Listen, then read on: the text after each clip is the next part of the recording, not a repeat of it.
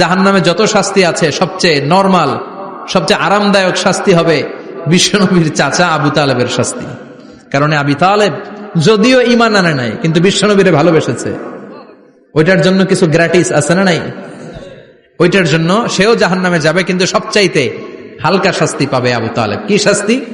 তার পায়ের নিচে পড়িয়ে দেয়া হবে ইউদাউ ফি আখমাসি কদামাইহি জামরাতান ইয়ানি নালান, দুইটা জাহান্নামের জুতা তারে পড়িয়ে দেয়া হবে, ইয়াগলি বিহি দিমাগু, ওই দুইটা জাহান্নামের জুতার আগুনের উত্তাপে আবু তালেবের মাথার মগজগুলো গলে গলে নাকের ছিদ্র আর কানের ছিদ্র দিয়ে বেয়ে বেয়ে পড়তে থাকবে।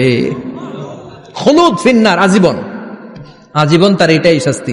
এটা হচ্ছে সবচেয়ে ঠান্ডা শাস্তি, সবচেয়ে আরামদায়ক শাস্তি জাহান্নামের। নাউজুবিল্লাহ পড়বেন না?